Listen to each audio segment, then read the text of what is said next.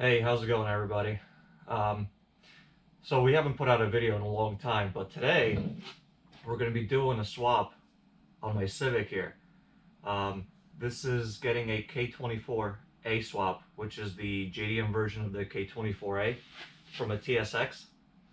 We're going to see if we could get away with taking the motor out from the top instead of dropping the subframe and going from the bottom. So this is the K24 that I've been trying to put together for a few months. I was waiting for the oil pump to come in since June, July. I want to say it just came in last week. So they were all on back order throughout the whole country. I'm sure you're all aware of that. This motor, I put 2008 TSX cams in it. RBC 50-degree VTC gear and a Type S oil pump. That's basically it. Everything else is stock. Motor has about 40 to 50-ish thousand miles. I think at least that's what they said when we bought it.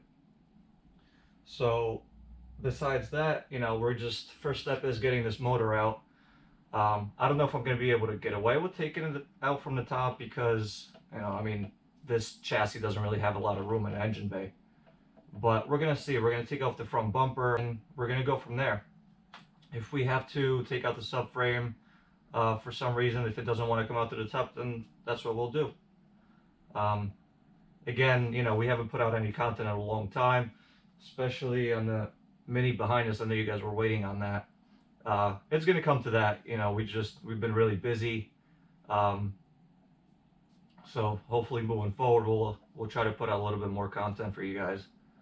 So, but for today, it's Monday morning. It's around 9 a.m.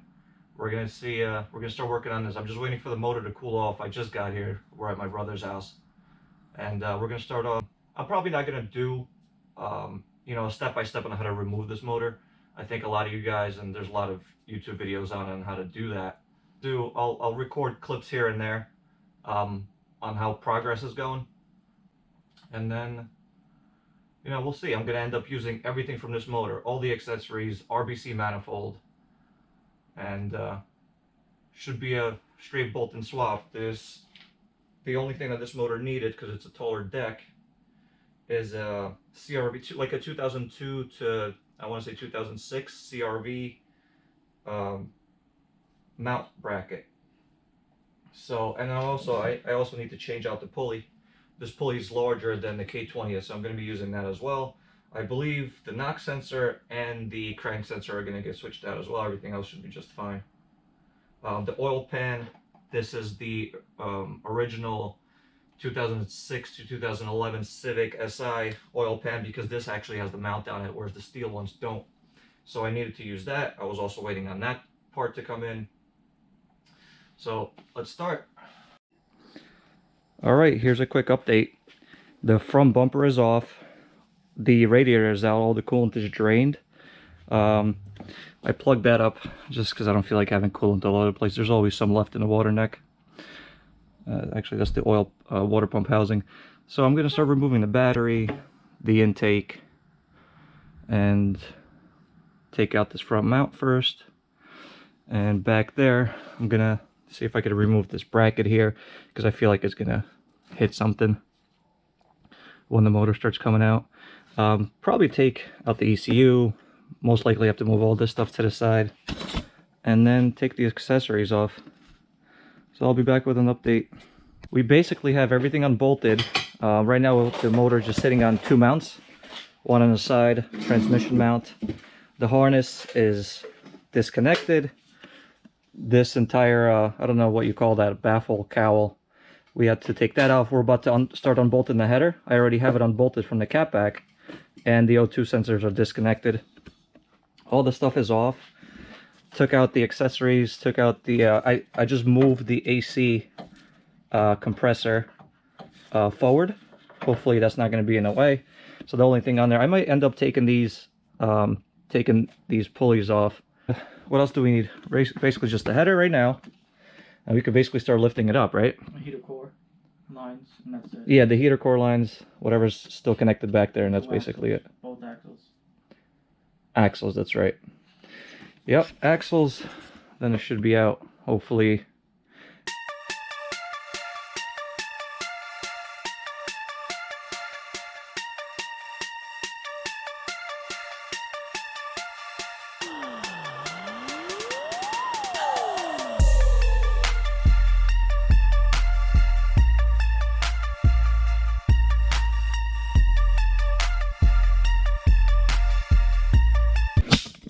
take a look.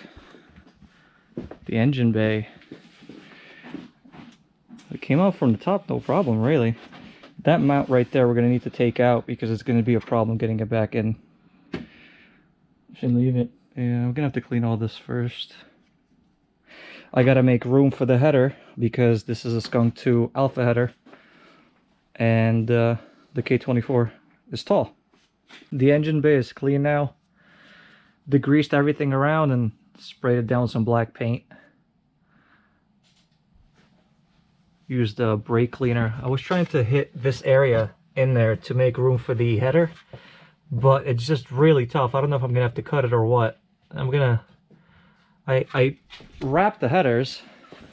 Hopefully if it ends up hitting somewhere here or in this area, it might not be as loud. I don't know if it's gonna hit for sure. That's just what I was told with these headers with the taller K24. We're gonna find out though. If anything, there's the rear mount right here that attaches to the oil pan. I could space this out too to put the motor on an angle if it does hit. I'm gonna play that by ear. We're gonna see what happens. Right now I'm gonna start taking everything off this motor and putting it onto the new one. Quickly resurfacing the flywheel.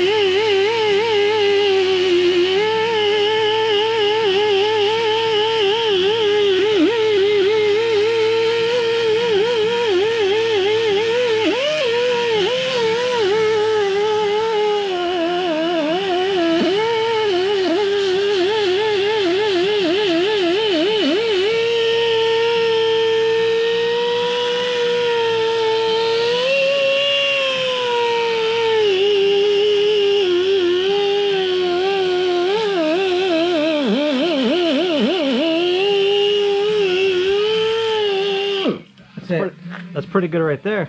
It's done. Yeah. It's so light. This is like nothing. So Yeah, just to take the rust off. yeah, but you could. I saw some things here that cleaned up. Yeah, it's really good right now. There's a pit right here. Yeah, that doesn't matter. Just a little bit. Other than that, this will work perfectly. Very good. Tomorrow, this thing's gonna get put back together, and take manifold has to get cleaned up. All this stuff on the side has to go. So far, I switched out the solenoid because there is a pressure sensor there that the JDM K24 did not have, and I'm also going to be using this water pump because I mean this is the oil cooler came from the K20s have this, whereas the K24s don't. So I'm going to be moving this whole thing to the other motor. So I changed out the crank sensor, also the oil pressure sensor, because this is different than on the 8th gens. It's already all swapped over. And the knock sensor. There it is. All that stuff is switched over already. I'm going to end up using this throttle body because this is a 2008 TSX throttle body, which is 64, 65 mil, something like that, which is bigger than the 60 mil that comes on the K20 Z3s. I don't know what I'm going to do with this system yet. I could plug it up. Probably just going to end up reusing it, just so everything is as stock as possible. I was going to take this clutch and flywheel off because I needed the bolts, but looks like we have extra set of bolts and we have new ARP pressure plate bolts, so we're going to be using those. Alright, so we were always curious what the deck height difference is between a K24 and a K20. So we're doing it, I'm going to measure it from not the bottom of the girdle, but exactly the block. So this is where the block splits, and to the head, it looks like it is exactly 9 1/4 inch. So let's check out the K20. K20Z3. So let's do this one. So exactly right there. Hold up, let me get a better spot so so as accurate as I can. That looks to be exactly 8.5 inches. So, an inch, what is that? And 1.25 inches. no, it's not 1.25 inches. 9.25. It's 8.5 versus 9.25. That's 3/4 inches. 9.25 minus. That's, dude, 8.5 inch versus 9.25. That is 3/4 inch. 1, 2, 3. 3/4. That's 3/4. Yeah. It's the following day. It's Tuesday morning. I cleaned up the transmission housing a little bit. Nothing crazy. There's still a lot of dirt on there, but I'm not gonna go any further than that. Installed the new throttle bearing, greased it up, new clutch, and the flywheel. This flywheel was actually on the K24 Mini a while ago, but it only has about maybe even less than 200 miles on it, so I'm reusing it. So this is the K24 and it's basically ready to go in the car. I painted the intake manifold, put this heat reflective tape on it. I don't know if it's gonna help, but we'll see what the AITs look like afterwards. The harness is on. Everything is on except for the AC and alternator that goes in last. That's once the motor is back in the car. So right now we're gonna start hoisting it up and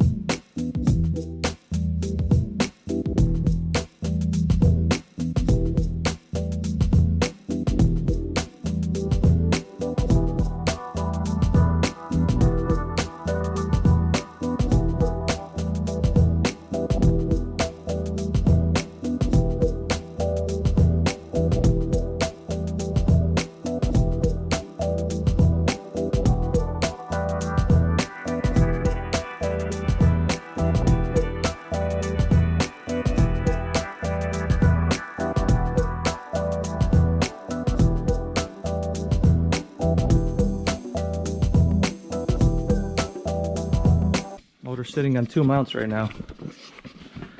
Gotta go under the car and put the lower one in, which is always a pain. Right now I could remove that.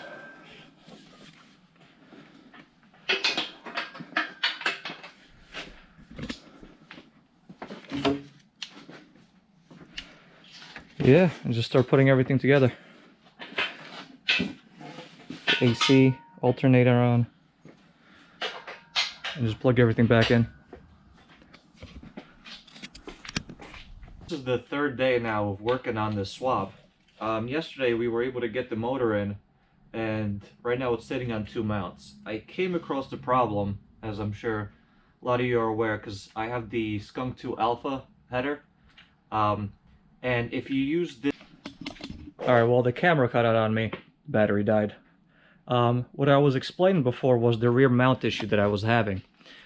Basically, because I'm using the Skunk 2 header, the position of the rear mount and the height of the deck is basically making the header hit the firewall. So I came up with a solution. Actually, I researched this. It's a lot of people have done this. They spaced out the rear mount. Let me show you how I did it. I ended up using, if you could see that right there, 5 washers here, everywhere, on the 4 bolts. Now, these bolts are pretty short, but the original bolts are pretty short. That bolt right there is actually from the intake cam of, any K series. It's exactly 5 washers longer than the original bolt. So this fit in perfectly. This nut is actually an M12 by 1.25. I don't know the exact length of it. I'm sure you could look up the part number, but it's basically just the intake cam bolt that holds the VTC gear on. I think they run like $2 a piece or something like that. So this worked out great. I have plenty of room there now. Hopefully it won't rattle or anything. So this was the solution to that. This was kind of difficult to put on. I had to kind of like push the motor up a little bit because there's divots inside that mount.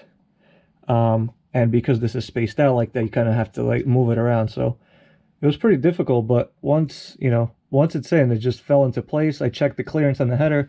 The whole exhaust is back together. So this should work out. Another issue I ran into was with this water pipe. My original one from the K20 is shorter. That's not really the issue because it still goes back here. You just can't put the bolt through it because it's a little bit shorter. The actual issue was that my pipe on my K20 yesterday after I was cleaning this, it actually rotted through. So I think I was leaking coolant out of there, and I guess I never noticed it. So it's a good thing I switched it for this K24 one. I put a little Honda Bond on there. There's still a gasket there. So that worked out. Again, I'm using the K20 crank pulley, which actually my friend RJ and Brian came over from EF Buddies. I'm going to put their link down in the description. And they helped me take that out while the motor was still at my house. So shout out to them. So yeah, now I'm going to start putting first the alternator back, all this stuff back, and now we could keep moving. As you can see also here, my stock O2 knock sensor broke. It kind of just split in half, which now actually kind of explains why I was getting random knock for no reason. And I knew it was kind of cracked before, because when I looked at the inside of the sensor, there was rust inside. There's really no way of rust getting inside unless it was already halfway cracked. So I guess me moving around just finished the job. So what I did was I put the K24 knock sensor in here, and I put a little, like a quick disconnect here, because it's going to help me if I need to put a K20, depending on what my tuner says, if I need to put the K20 sensor back in, I don't have to re-splice this wire. I just disconnect it. I already have the other one ready, which is right here. This is the original clip. I just unplug it, plug this one in, change out the sensor, and I should be good to go. Alright, so I'm gonna keep moving on this. Hopefully this car is running in the next couple of hours. Alright, so we're about to get ready to do the first startup. I still don't have the radiator or anything. Don't need it. I'm just planning on running the motor for a couple of seconds just to see if it starts up. I gotta upload a calibration to this, so I think I'm just gonna go ahead and upload a TSX 2007 to 2008, and I'm gonna use the map. This is directly from Honda. Stock injectors, 310 cc's, colder intake, high-tech header, and RBC gear. I don't know if this one, actually RBC intake, I hope it says that it's a 50-degree gear or 45. Alright, it does. So intake header, exhaust, 45-degree VTC, and RBC intake manifold. So I'm going to upload this. Like I did say, I do have the TSX knock sensor in here. I hope everything's going to work.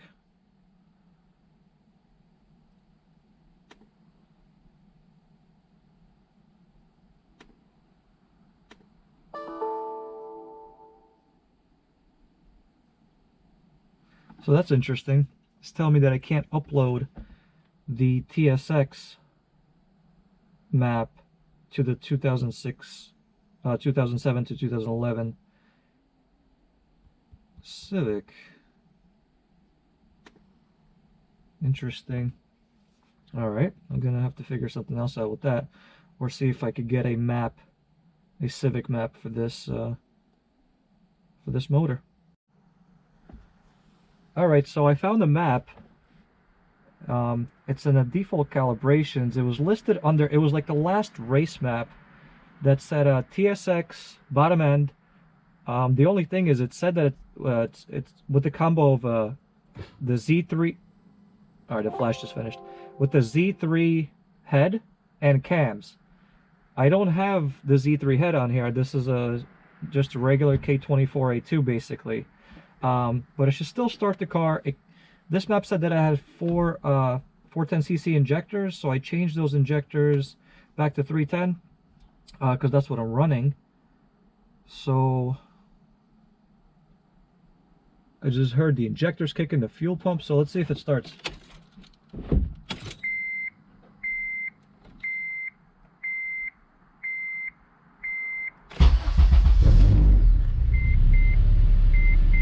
Alright, that's a good sign. I don't want to run it for too long. I don't have any coolant in it. Oh, rev hang. I got to get rid of that.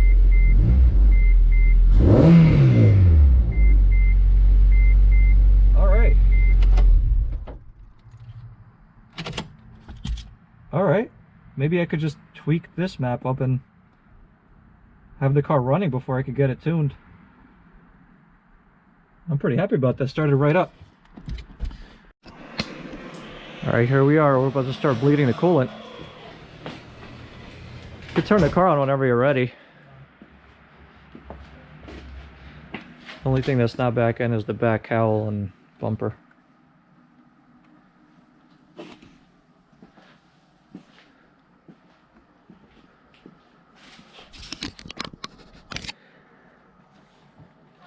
Alright.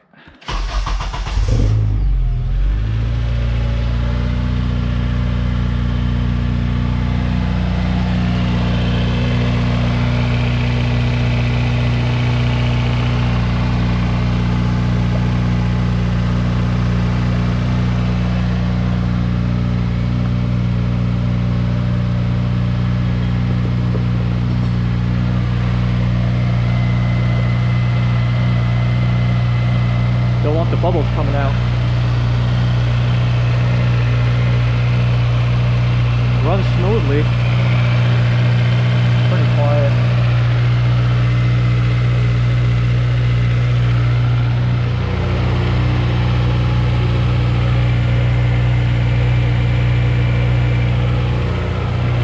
I wish I could check if I have oil pressure. Suppose I do. All the oil's burning off.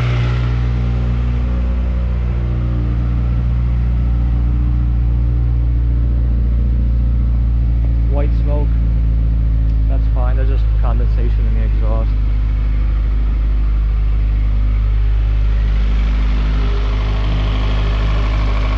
Oil from the header burning off.